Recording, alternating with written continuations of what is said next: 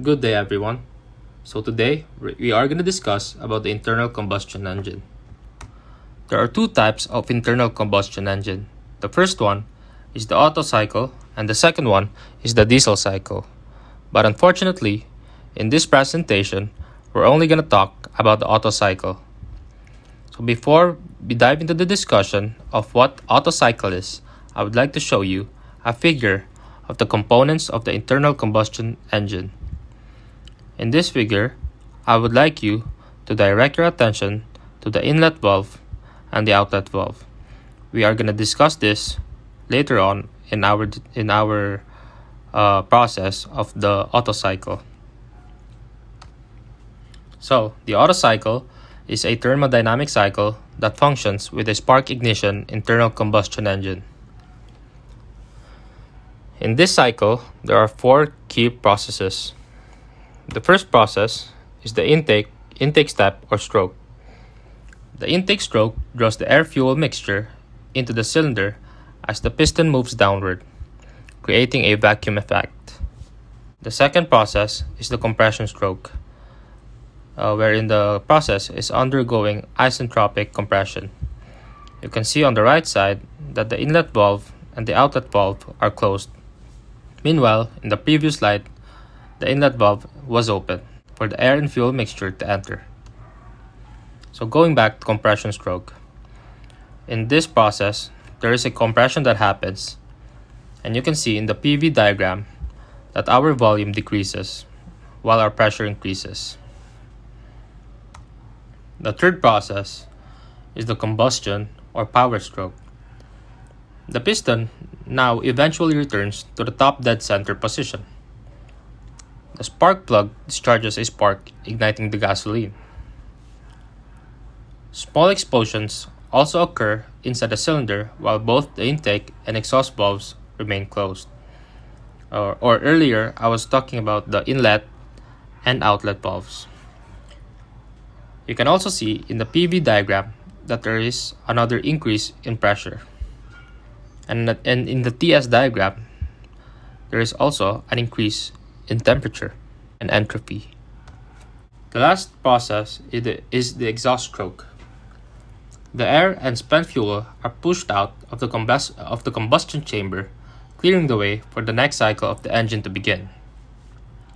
The exhaust gases produced during the combustion process inside the cylinder are expelled through the exhaust system, effectively clearing the chamber and preparing it for the next intake of fresh air and fuel mixture to sustain the engine's operation. In this process, we can see that the top dead center is now orange area.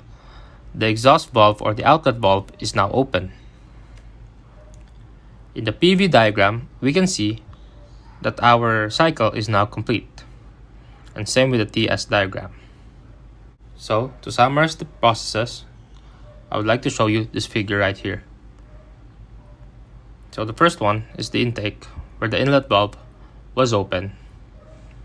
The second and third, wherein the inlet and the outlet valve are both closed. And the last step, or the last process, you can see the exhaust process, or the outlet is now open. So in this diagram, I just want to show you a summary of our processes, and this diagram would also serve as our reference for our problem solving later on. So these are the processes that happen during the cycle, and I would like you to familiarize yourself with this. So here are our formulas for our problem solving, and I would show you later on how we're going to use it. Before we start our problem solving, I would like to show you a 4-cylinder engine. In this diagram, you can see that there are 4 pistons, and hence the fact that they call it the 4-cylinder engine, because there are 4 pistons, cylindrical pistons. So in order to visualize it as a realistic object, I showed you a picture on the screen, and If you cut open a 4-cylinder in half, this is what you're gonna see. So moving on to our problem solving. A gas, for example number 1, a gas engine has a cylinder bore of 50 mm, stroke of 75 mm, and a clearance volume of 21.3 cubic centimeters. Determine the ideal air standard cycle efficiency based on Otto cycle. So the highlighted part is our formulas earlier. So this solution serves as our reference. So let's go through it. So the first one is the total volume and the formula for our volume for cylinder, since our pistons are cylindrical. The formula is pi over 4 times d squared times length plus the clearance volume. So we were given our clearance volume as 21.3 cubic centimeters, and we're gonna input that there. So we are also given our diameter of 50 millimeters and then a stroke of 75 millimeters. So in this formula, you can see that I already converted our bore and stroke into centimeters from millimeters. So in our total volume, we got 168.5 cubic centimeters. So now that we got our total volume, we use that as our numerator and divide it with our clearance volume, which was 21.3 cubic centimeters. Now we get our compressor ratio of 7.91. And for our ideal air standard cycle efficiency, we have 1 minus 1 over our compressor ratio, which was 7.91 raised to k minus 1. And by the way, k is equals to 1.4 according to standards. Now we got our efficiency as 56.3%. For our example number 2, we have the same problem but different given. So our diameter or bore is 60 millimeters now, and our stroke is now 77 millimeters. Our clearance volume is now at 22.3 cubic centimeters. And now we also have to determine the ideal air standard cycle efficiency based on Otto cycle. So we have the same solution. We only input the different values that we got. And since we got 50 a while ago, we now have 55. We converted to centimeters. We now have 5.5 centimeters. Then we compute for our total volume. We now have 205.24 cubic centimeters. For our compressor ratio, we divide our total volume over our clearance volume. And with that, we have 9.2 as our compressor ratio. So to get our ideal air standard cycle efficiency, we now use our formula and input our compressor ratio value. And we now have a 58.8% efficiency. For our third example, the compression ratio of an air standard Otto cycle is 9.5 prior to the isentropic compression process. The air is at 100 kilopascals, 35 degrees Celsius, and 600 cubic centimeters, and is at 800 Kelvin. Using the specific heat values at room temperature, determine the following: A, the highest temperature and pressure in the cycle; B, the amount of heat transfer in kilojoules; C, the thermal efficiency; and D, the mean effective pressure. So in this slide, I showed you the solution for our problem. So for the first step, we use the previous formula, T2 is equals to T1 multiplied by V1 over V2 raised to K minus 1.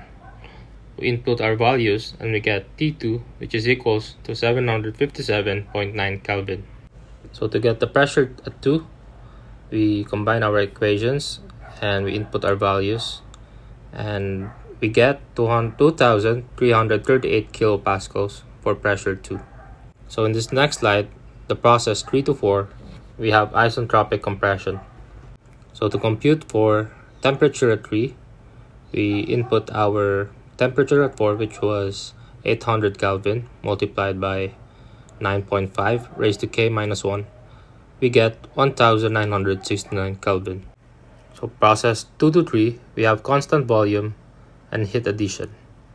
So we now use combined equations once again, and we used our value a while ago, which was 2,338 kilopascals for pressure 2 multiplied by temperature at 3 divided by the temperature at 2. And the value for our pressure at 3 is 6,072 kilopascals. So as I showed you in the figure a while ago of the summary of the diagram, we have Qin is equals to mass times CV multiplied by T3 minus T2. So we have mass is equals to P1 V1 over R T1. We input our values and we get 6.788 times 10 raised to negative 4 kilograms. Now that we have the mass, we can compute for our Qin. We input our values once again, and the value that we got was 0.59 kilojoules. And by the way, CV is equals to 0.718 kilojoules per kilogram Kelvin. So the formula for thermal efficiency is also visible on the screen. So we move on to the next slide. So for Q out, we have M times CV multiplied by T4 minus T1. We have all our values that we need, so we input our values, and that will give us 0.24 kilojoules. So for our thermal efficiency, we have work net over Qin, and we have 0.59 minus 0.24 kilojoules over 0.59 kilojoules. And the answer that we got was 59.4%. And lastly, the mean effective pressure, the internal parameter used to measure the performance of internal combustion engine. This is also the average pressure needed to act on the piston as it moves one displacement in order to produce work. So our formula for mean effective pressure is equals to work net over volume 1 minus volume 2 is also equals to work net V1 multiplied by 1 minus 1 over R, which was our compressor ratio. We input our values and we get 652 kilopascals. So that is it for our presentation or discussion about the Otto cycle. Thank you so much for watching. So we were given our clearance volume as 21.3 cubic centimeters, and we're gonna input that there. So we are also given our diameter